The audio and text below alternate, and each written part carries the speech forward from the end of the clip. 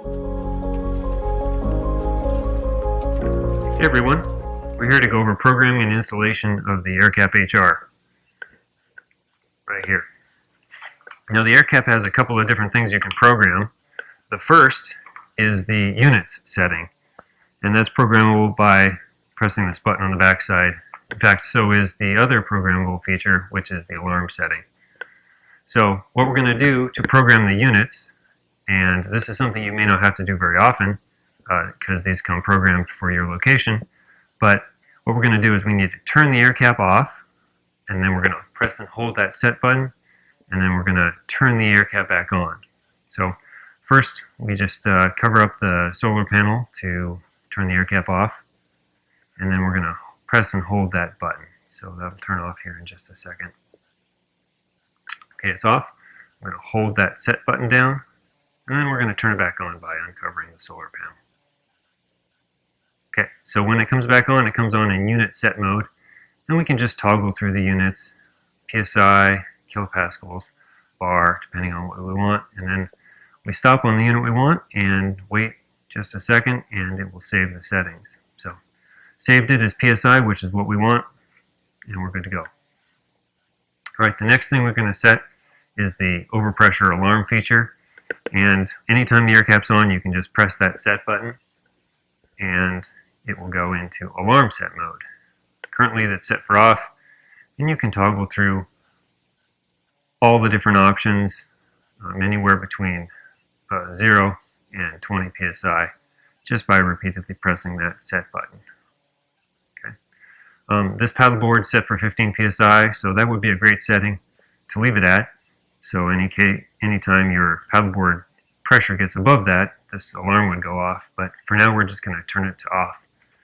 So cycle through to the setting that you want, and then you just wait for a second and it will save the setting. Okay, so now we're going to install this. The first thing you need to do is remove the old cap, and you can see on this one the tether's actually already been removed. If we still had an intact tether, we could cut that with a pair of scissors. We'll just take that off. We don't plan to reuse this. The other thing you'll notice though is that the rope, the string right there, may be stuck inside there. So we're going to need to use a valve wrench to pull that out and make room for the tether on the airCap. So we're going to loosen this valve up,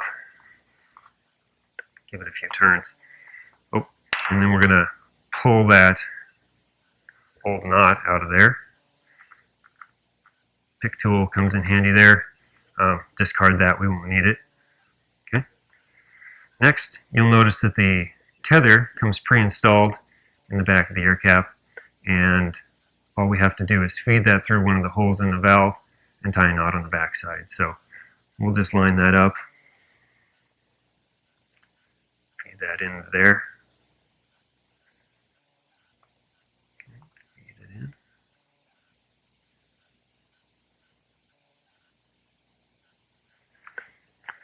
Sometimes a pick tool comes in handy. You can use a pencil, anything you want there to get that out the back side, and we'll get a hold of it.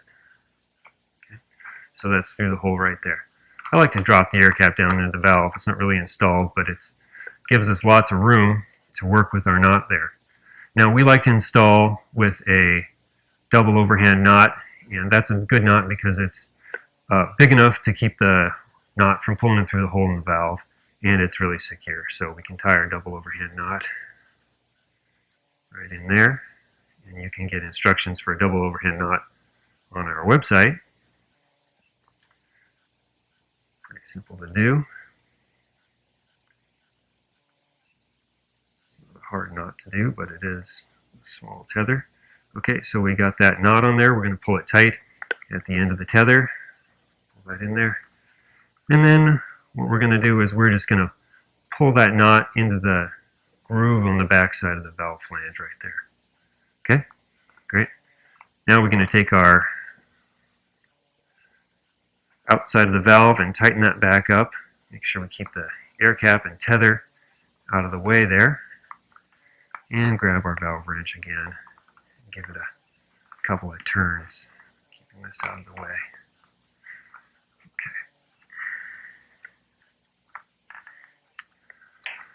All right, that's all you have to do for that. We're going to get this paddleboard pumped up and go through final installation procedure. Okay, so we've got this paddleboard pumped up a little bit. I want to show you a few of the features of this airCap HR. If you flip it over, you'll notice on the back side there's two seals, two gaskets here. This first O-ring is a make before break seal that keeps air from rushing out as the plunger is being depressed before the main seal comes in contact and forms a really good seal. It also provides a secondary layer of protection against leaking should the main seal become damaged or dirty or something like that. So, just like with any cap, you want to align the features on the back with the valve, just like that. Give it a quarter turn and should start reading. So we're pumped up to right about 10 psi. These are very accurate, also really rugged and waterproof. So you should be good to go on anything you have this type of valve on, whether it's an inflatable kayak, paddleboard like this, rigid inflatable boat, or raft. So you can learn more and order these at tribeoutdoor.com.